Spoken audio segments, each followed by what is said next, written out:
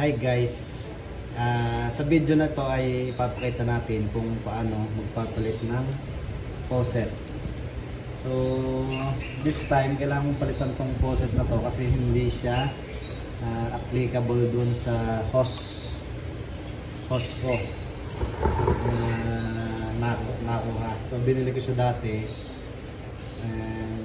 sa ibang gamit ngayon, para sa ibang purpose.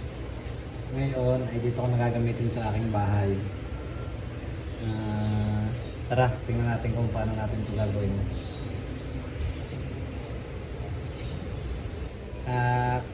Counting disclaimer lang po, tayo po ay hindi talaga plumber. Tayo po ay mahilig lang talagang magkutkot dito sa bahay. So DIY. So bali pinatay ko muna ng switch doon sa main bulb. So yan, wala na siyang tulo. And ang ating panggamit since limited ay ito na lang, vice grip, kasi walang available na pangkalas. So yun siya. Seset natin doon sa ano. So ang paggamit ng vice grip pa rin pang adjust yan.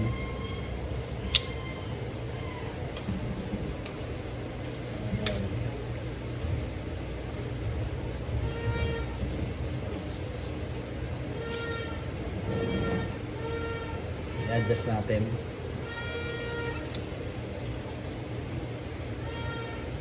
Ba.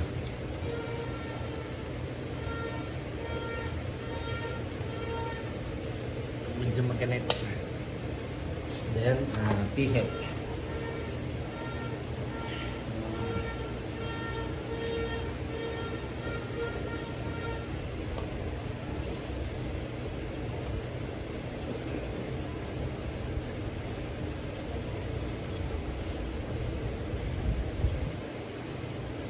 Siya.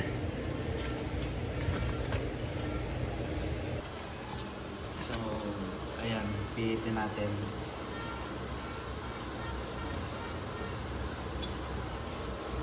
So, ayan, nung makalas ay di ating lilinisin ng konti.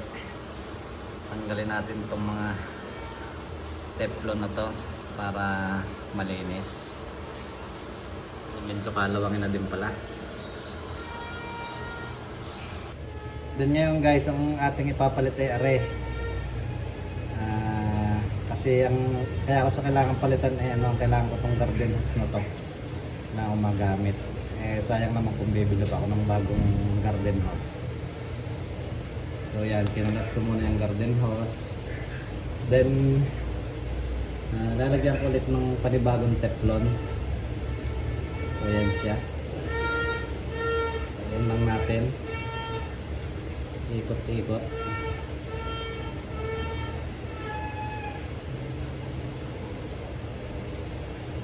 Ayan siya. Then kabit ko na ulit.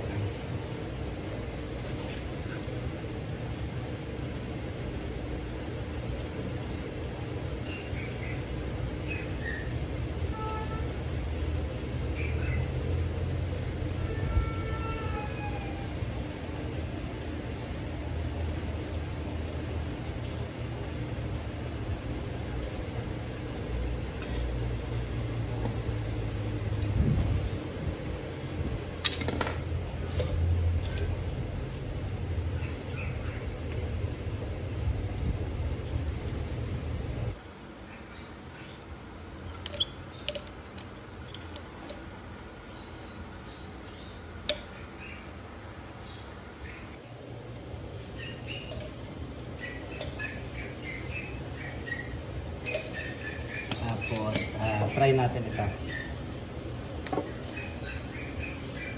So, ayan, lagyan na rin natin ng teflon.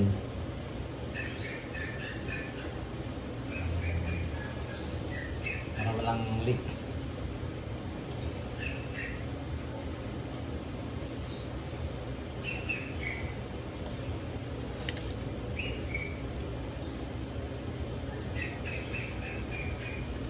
Linisin natin yung kasi medyo madumi. Para wala ring tulo. Walang leak.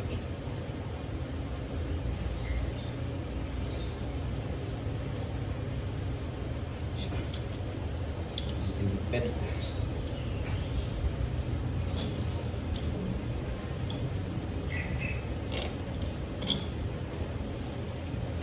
Guys, tingnan natin kung nagana. So yan guys, testingin natin kung nagana na to. Pilitin natin.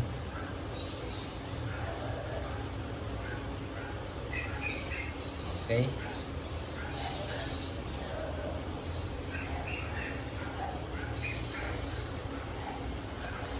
Tingnan natin kung may natulog.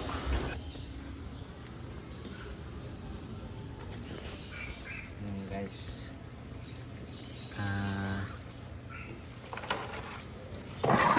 ano naman, natulo naman siya, kaso ay sa ano, ang daming butas yung hose. Ayan. Siya. So ngayon ang mangyayari ay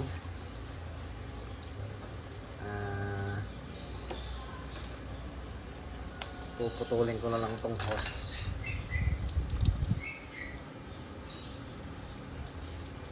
Lakas.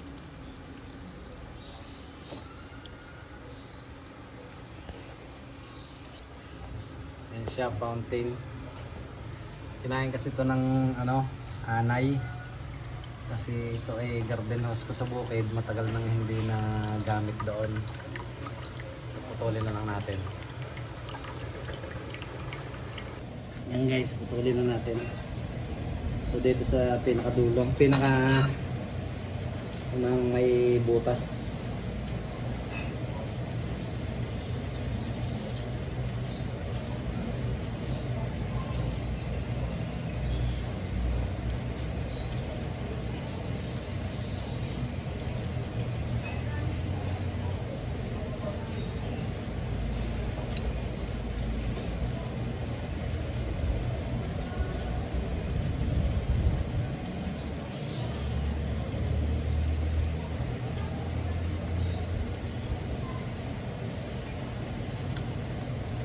Siya, testingin natin. Ayan, medyo malakas naman.